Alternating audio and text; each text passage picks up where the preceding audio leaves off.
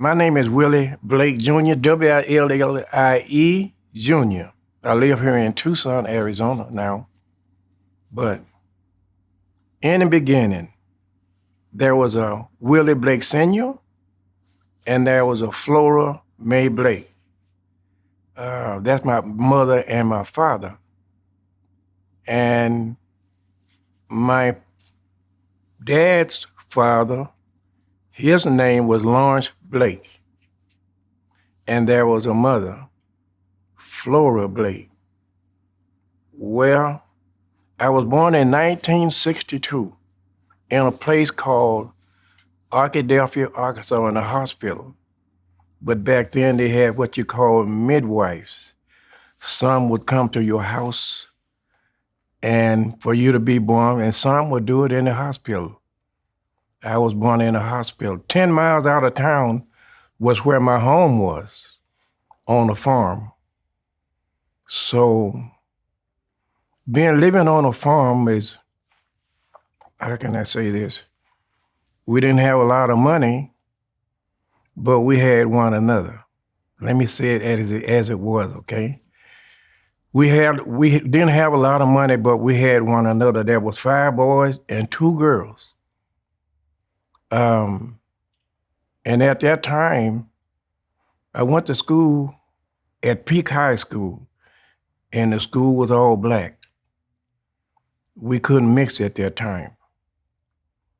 Well, right about that time, Martin Luther King came to Central High School in North Little Rock, where they was trying to integrate the school called, what the young people call the Little Rock Nine. They call them that today. And looking and watching Martin Luther King, to where they beat him up so bad they broke bones in his face, and it had a great effect on me. And I hope I'm not going too fast, but watching and my mom and dad, what was happening to them and what happened to Martin Luther King had a great effect on me in a negative way. So seeing people hurt and seeing people where they were stealing, I'm a cotton picker. So we worked in the cotton fields. The girls had to go to school. They weren't allowed to pick cotton too much, so mom and dad made them go to school. But the sons, there were 5 sons, we had to pick cotton. So the person that was keeping tabs on the cotton that we picked, you have to weigh the cotton. So the guy that kept tabs, they had the ledger, wrote down what the cotton weighed from each family. Each family had a page. And the thing that really shocked me and really got me is the person that was keeping records took the book home. Well, the following day, I found out that they was changing the weight that we had worked for. And actually they were stealing from us. And that's how I made up my mind to come out here, because I'm not degrading mom and dad, but I just didn't think it was right what was happening to them. They couldn't go tell anybody that they were stealing from them. And all through our lives, we were cheated out of whatever we had.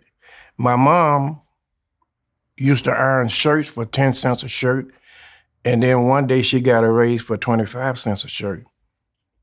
So there was thievery all the way around. And what made me think that I wanted to come here, I didn't want to live that way. And it was the hardest thing I had to do was to come here, leave mom and dad behind, knowing what happened to them. So it took me about 2 weeks. So I went and sat down and talked to my dad and told him what was happening inside of me. I told him, Dad, I'm leaving and going to Arizona, but I'm not leaving because I'm mad at you. And I was satisfied that he was comfortable with me talking to him.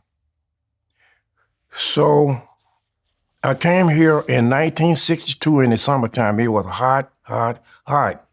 in 1962. But when I got here, I was thinking since I was leaving all the trouble behind me, all the meanness in Arkansas with the Little Rock Nine and Little Rock, I thought I was coming to Tucson at that time. It was going to be better. Well, I came to Tucson and I ran into the same problems that I had there in Arkansas. The old impression was, or statement was at that time was saying, you hear people at that time say, go west, young man, go west. People would just have that in their minds, and I'm thinking if I go west, everything's going to be all right. So I came west. Everything was not all right. But as I look back and see and saw all of the people who fought us and beat us up and called us as they rode by us on a dirt road in a bus, they would throw things out the window at us, and they would call us niggers with the windows rolled down as they passed us. We had to walk about 3 miles to school. But there's something I think I need to say.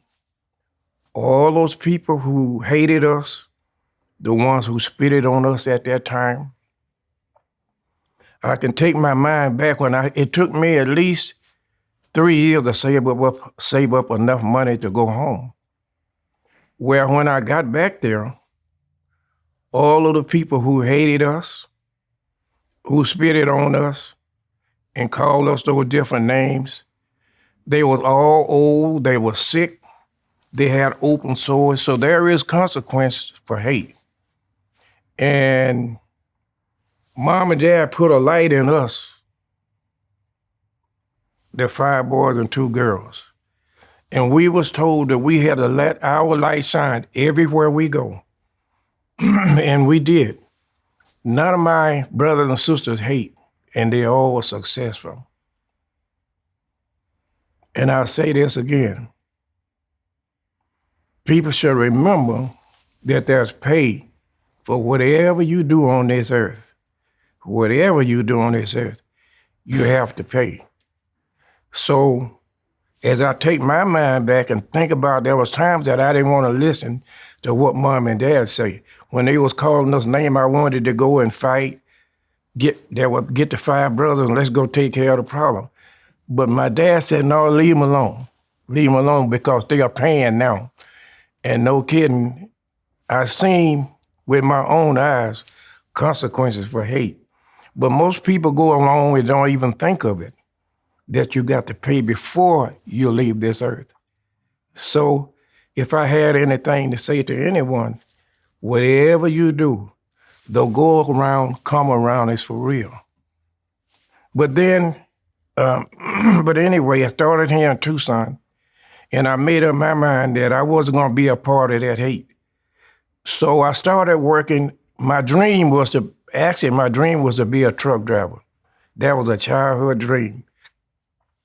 So I started washing dishes at the Ramada Inn down on St. Mary's Road there. Now it's called the Inn Suite. I started washing dishes, and I had those big pans. The pots and pans were bigger than me. And I had suds all in my hair. I looked like a checkerboard. But I didn't stay there. I stayed there for a while, and I moved on, and I became a truck driver. I drove the 18-wheeler big truck driver for 29 years and 7 months. After I left there, the drivers asked me would I stay and represent them with the grievance procedure, federal mediation. And I was asked if I would become a business rep, represent all union workers in the state of Arizona. So I represented UPS, I represented SunTrans, the miners, the truckers, and the help of the movie actors that come from California, the warehousemen. I represent all of those who needed help. I stayed there for a while. Then one day I walked into my office and I had a secretary that we glammed together. She was an old woman. We stuck together and we done a lot of work together. At that time, they had never had a black business rep with the Teamsters Union at all in this city. Nor they didn't have a black truck driver here, especially the union truck driver. I was the first one and the first rep. And they gave me a hard time, but in the end, there was people who liked me, and I'm gonna see how can I say this. There were other people who were trying to take my friends away from me who was white and who was Mexican at that time. But they stuck with me all the way till now, and I still have those friends now. I got to say the one name especially, and his name was Bob Goodman. Regardless of how they tried to take him out of my life, he stayed with me, and he's still with me today. And I really appreciate that. But then one day I walked into my office and told my secretary I'm going to retire. She started crying because the other agent didn't treat her good. So I came home and told my wife, Miss Blake, who I was married to for 56 years. And she really loved me, and I loved her. She was a teacher, special ed teacher at Cabot. And then she left that and went to Townsend. I told her that I was going to retire, and she just couldn't believe it because I stayed on the job all the time. And I really cried myself because I didn't want to leave the other workers behind who I had good relationship at one time. So I went ahead and retired. But when I retired, I didn't know my neighborhood. I lived in Western Hills at 2243 East Hidalgo, on Hidalgo Street. And my neighborhood was really mean at that time. There was 4 neighborhoods that were really, South Park was mean, Western Hills was mean, Sugar Hill was mean. And I know in my neighborhood there was killing every second night. Every second night there was a killing somewhere, meanness. And people wouldn't even sit on the porch. They were for fear of gang stuff. And by me being out of town and retired, I got a chance to see my neighborhood. Well, it wasn't right. Everybody, all the black people started leaving Western Hills. At one time, it was all black. Western Hills was all black neighborhood. Man. Then I decided, after I saw what shape my neighborhood was in, I figured I'd try to do something about it. So I wrote a grant. I got $6 million from the United States Department of Justice there at the White House. I carried myself and other students from different schools so they can see. I wanted them to see what blacks has contributed to these United States. And we got them from different schools. So we went to Grijalva's office, and I carried one police officer with me.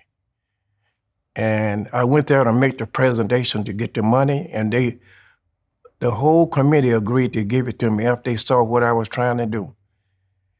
And my neighborhood, they didn't know what I was doing, actually. I just kept it to myself because I wasn't sure I was going to get the funds, because what I wanted to do was pay all of the police officers that I could to stay in my neighborhood day and night.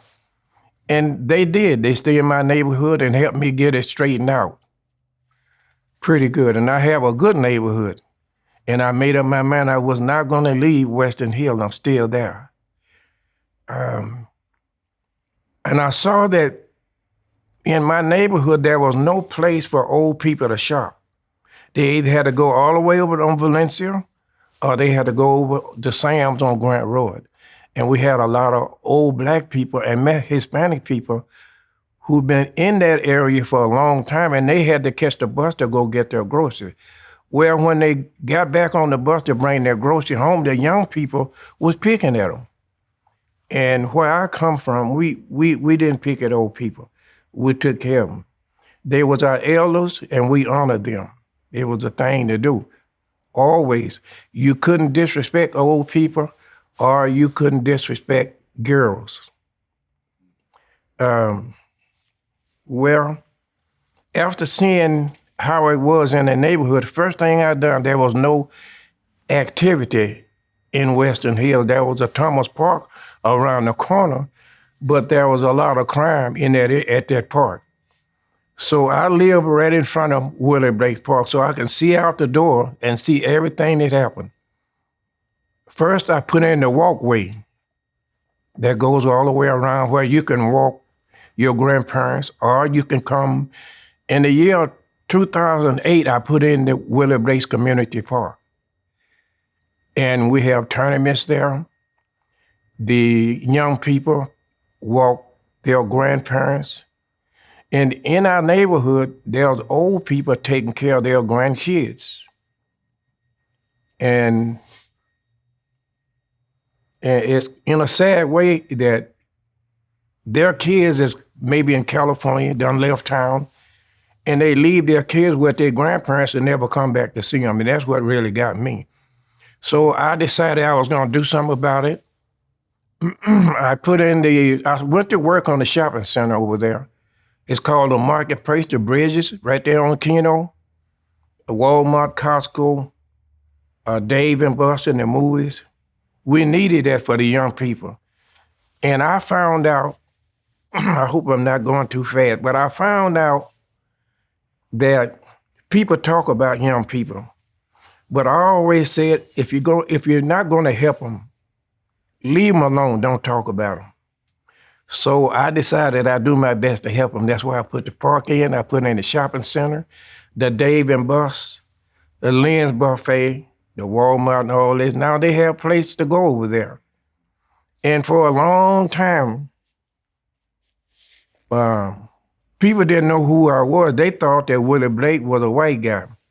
But I've been black a long time, most of my life.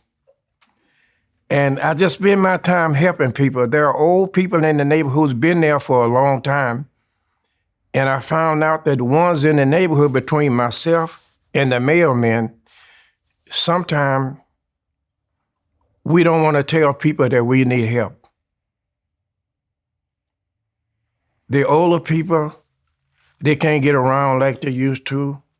They got to wait on the bus or whatever to get to the doctor. So I got people that would help me get them to the doctor. If you need grocery, I'll help you get your food. Whatever you need, I'll help you do that.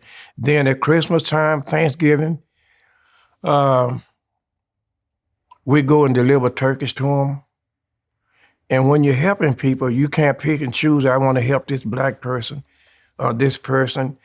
You got to say, as long as they're human, you got to help people. It doesn't matter what their color is.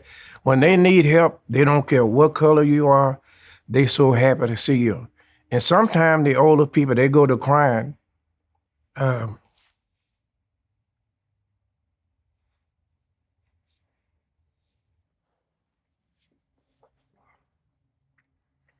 We can do better.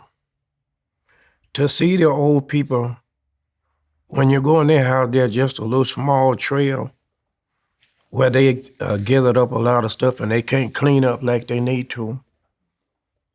And you have nobody coming home to help them. And that's what bothers me, really, really bothers me. And I made up my mind I was going to be the one that help them. And that's what I do. I make sure that they eat. If they need their gas and lights, turn on. Sometimes the places who have help, they're slow about it coming. And they can't wait. When your gas and lights going to be turned on, you can't wait on. They don't feel sorry for you. They just going to turn your stuff off. So it's my job in my area to do what I can do. I thought I could make it. It's my job to let my light shine everywhere I go. So everything I do in my area is not for me. My wife, Miss Blake, passed away 1 year and 3 months ago. So I spend my time, because she's not here anymore, so I just stay busy so I won't think about her. But then I run into older people, which I see them, I see my mom and dad. So that helped me keep going. So I have people now that I'm training that I figured I'm not going to live much longer anyway. Once you get close to 80 years old, your days are numbered. So I'm training a couple of people who will take over my neighborhood when I'm gone. But they have to be patient, they have to be honest, and not mind waiting on slow, older people. Yes, it has to be that way. And most people don't know. I need to go back and say something about Martin Luther King that I need to tell the public. And then I'm going to finish myself off. If it had not been for Martin Luther King, I wouldn't be able to go in these restaurants to eat. And all different races of people is able to eat together. They are able to play together. Well, for all those people who said, your little nigger kids will never play with our kids, Martin Luther King pretty much made an ass out of all of them. Because now all races of kids is playing together, boys and girls. They play in my park. I look out my window and the first thing I think about is Martin Luther King in my park. I live right across the streets. Every race of people is playing today, and if it wasn't for Martin Luther King, it wouldn't be happening today. Now I have two big dudes, two sons and two daughters. They don't hate. We didn't teach it at the table. And when you see them or meet them, they're kind. And I decided that I would teach them the way I was taught, even though they wasn't raised on a farm like me. And I think I've done a pretty good job. They don't hate you. When you meet them, they're calm, they're kind. And you hear a lot of people say, well, I don't see colors. Yeah, you do. You see colors. No way that you cannot see color. There are black people, there are white people, Hispanics, all different races of people. In order for this country to make it, you got to show kindness. You must show love, understanding, and just to see that this whole country is changing. And where I came from, they wanted to stay just one way. Now people are, young people that's marrying different races. And I say to those who was trying to keep it the old way, you can't stop it. You won't be able to stop it. So you're going to see in the years to come, even when I'm gone, there are different races of people who love one another. And I love different races. Show a little kindness, a little understanding, and we'll be just fine.